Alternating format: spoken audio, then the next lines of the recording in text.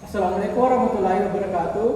Perkenalkan, nama saya Andi Muhammad Fadil dengan NIM 230102003 dan rekan saya. Perkenalkan, nama saya Muhammad Yusuf dengan NIM 30102029.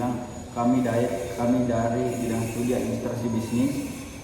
Kami akan mempresentasikan materi kami untuk memenuhi tugas mata kuliah studi kelayakan bisnis yang diampu oleh Ibu Maspa Watitokan SE-MSc yang berjudul Aspek Pasar dan Pemasaran. Baik, langsung saja kita ke materinya. Memahami aspek pasar dan pemasaran. Aspek pasar dan pemasaran merupakan kunci utama keberhasilan bisnis di era persaingan global saat ini. Pasar adalah arena di mana penawaran dan permintaan bertemu, menciptakan interaksi antar penjual dan pembeli. Sementara itu, pemasaran adalah proses strategis yang mencakup penciptaan, komunikasi, dan penyampaian nilai produk atau jasa kepada pelanggan. Dengan memahami konsep ini, pelaku bisnis dapat merumuskan strategi yang tepat untuk menjangkau konsumen dan mengoptimalkan penjualan. Presentasi ini akan membahas secara rinci mengenai berbagai aspek pasar dan pemasaran sebagai fondasi utama untuk mencapai keberhasilan bisnis. Analisis pasar. Ukuran dan pertumbuhan. Ukuran pasar merujuk pada total nilai penjualan produk atau jasa dalam suatu segmen pasar tertentu dalam periode waktu tertentu. Data ini sangat penting untuk mengukur potensi bisnis dan menentukan seberapa besar pasar yang bisa digarap. Pertumbuhan pasar. Tingkat pertumbuhan pasar mengindikasikan perubahan volume penjualan dari waktu ke waktu, sering dihitung sebagai year over year. Contohnya, pasar e-commerce Indonesia tumbuh sebesar 20% year of year pada tahun 2023, menunjukkan peluang yang sangat menjanjikan. Pengumpulan data analisis pasar dapat diperoleh dari laporan riset pasar ternama seperti Nielsen, Statista, dan data resmi pemerintah seperti BPS. Segmentasi pasar. Mengenal target konsumen. Definisi segmentasi yaitu adalah proses membagi pasar luas menjadi kelompok-kelompok konsumen yang homogen agar pemasaran lebih terarah dan efektif. Kriteria segmentasi. Demografis yaitu usia, jenis kelamin, dan pendapatan. Geografis yaitu lokasi, iklim, dan budaya. Yang ketiga, psikografis yaitu gaya hidup, nilai, dan kepribadian. Yang keempat, perilaku yaitu kebiasaan belanja dan loyalitas. Manfaat segmentasi. Segmentasi membantu penyusunan pesan yang lebih tepat dan sasaran dan pengembangan produk yang sesuai preferensi konsumen, meningkatkan efektivitas pemasaran. Misalnya, segmentasi pasar kopi berdasarkan usia dan gaya hidup dapat memandu produsen dalam menciptakan produk dan promosi yang lebih relevan. Selanjutnya dari rekan saya.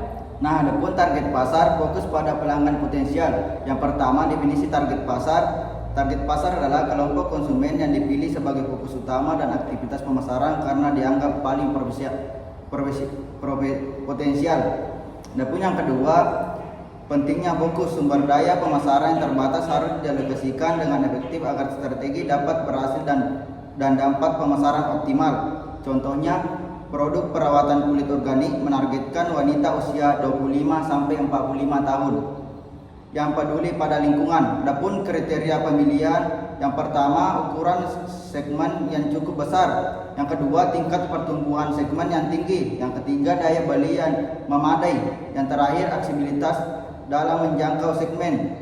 Nah, adapun positioning positioning pembangunan citra di benak konsumen. Yang pertama, definisi positioning. Positioning adalah strategi pemasaran untuk menciptakan citra unik dan menguntungkan produk di benak konsumen, membedakannya dari pesaing. Yang kedua, strategi positioning. Yang pertama, berdasarkan harga premium ekonomis. Yang kedua, kualitas dan fitur unggulan. Yang ketiga, manfaat produk spesifik. Yang terakhir, potensial dengan pesaing. Adapun contoh positioning, Volvo menonjolkan citra keamanan, sedangkan BMW fokus pada performa sebagai nilai jual unik masing-masing merek. Nah, adapun bauran pemasaran marketing mix 4P. Yang pertama, produk, fitur produk, kualitas, merek, desain, kemasan yang menarik untuk memenuhi kebutuhan konsumen. Nah, adapun harga, strategi penetapan harga mencakup premium kompetitif dan penetrasi pasar sesuai tujuan bisnis. Nah, adapun tempat atau distribusi. Saluran distribusi meliputi toko retail fisik, platform online, atau penjualan langsung ke konsumen. Nah, adapun promosi, berbagai untuk komunikasi pemasaran seperti iklan, promosi penjualan, hubungan masyarakat, hingga pemasaran berlangsung.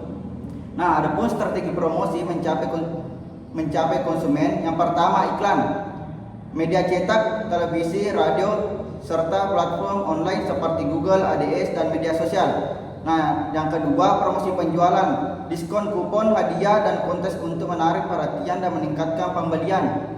Dan yang ketiga, hubungan masyarakat, acara khusus, siaran pers, dan sponsorship guna meningkatkan citra positif perusahaan.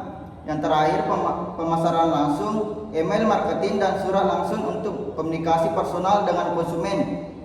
Nah, adapun analisis pesaing, memahami kekuatan dan kelemahan. Yang pertama, identifikasi pesaing, menentukan pesaing langsung dan tidak langsung yang beroperasi di pasar yang sama. Adapun yang kedua, analisis SWOT, evaluasi kekuatan, kelemahan, peluang, dan ancaman untuk mengembangkan strategi yang efektif. Adapun yang ketiga, benchmarking, membandingkan kinerja sendiri dengan pesaing terbaik untuk mengetahui standar industri dan peluang perbaikan. Dalam industri makanan cepat saji, analisis ini membantu perusahaan mengenali tren pasar dan merancang strategi yang adaptif. Nah, adapun tren pasar mengantisipasi perubahan. Yang pertama, perubahan teknologi, tren e-commerce, mobile marketing, dan menggunakan big data terus berkembang mendukung pemasaran yang lebih efektif.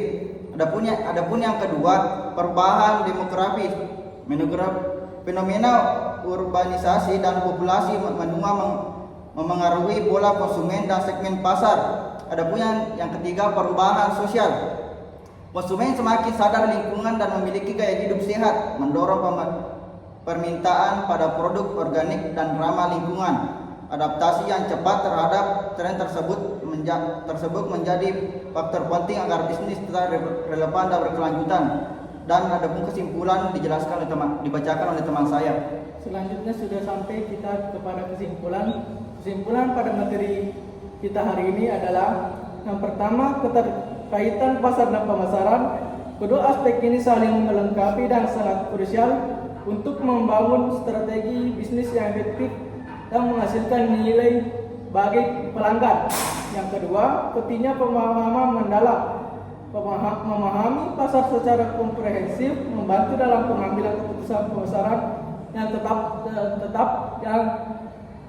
tepat sasaran dan efisien.